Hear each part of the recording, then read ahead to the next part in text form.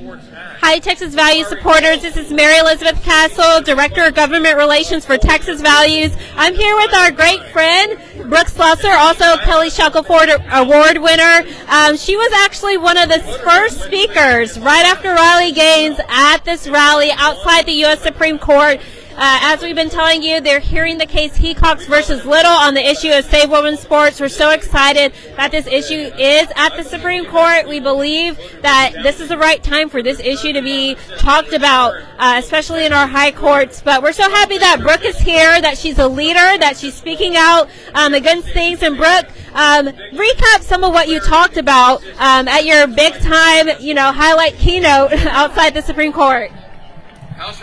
I mean, first off, I was just blessed to be invited here in the first place to speak, but kind of just going over what I talked about, it's just so much to do with my journey and how one man affected an entire conference. So as much as people say there's only a few men playing in women's sports out there, a few tens, hundreds, I'm not sure what the exact number is, those few men are affecting thousands of women. One man in my conference affected hundreds of women and changed the course of our entire season, and me having to move back home and so many others being affected.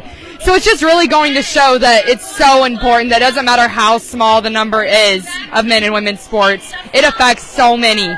And that's the biggest issue that we need to worry about, and that it's not talked about as much as everything else is with the safety issues. It's mostly so much trauma. And so we really need to show that this is such an emotional toll on young women when they're just trying to do the thing that they love so much. And so that's what I think the picture we're really trying to paint today, so that SCOTUS can really see how important this is, that we keep women important and Title IX protected. Yeah, absolutely. We'll try to keep going. We have important people coming through, but so thank you so much for what you were talking about, during the press rally. So many female athletes out there. I'm not sure what went on there, but we're so grateful that Brooke gets this platform to help people. Women in Texas stand up. And Brooke, you not only stood up for women when it comes to protecting them in their sports, but also their privacy. And I believe that's going to be the next issue that's going to be discussed as well. Can you talk about the privacy aspect? What happens when you get off the volleyball court and you have to share these private spaces with the male athlete? And I think that's also something that's so important for today, because it's almost a segue into all the other issues that I've been more so speaking on in the past with everything I went through. Is, like I said, it's not just the playing with a man and being harmful on the court. It's what's happening off the court. I mean, I was living with a man unknowingly.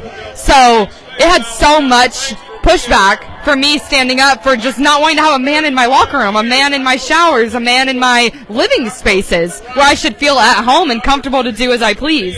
And so I think this just today overall is such a great way to really push what we need here today to get done, but also what we need to keep pushing for. So this is such a beginning of such a massive fight that we have, and there's so many steps that are being taken to keep this ball rolling in the future in the best way possible. And I'm hoping today we can get the outcome we want so that we can keep fighting and can keep making progress in the way it should be.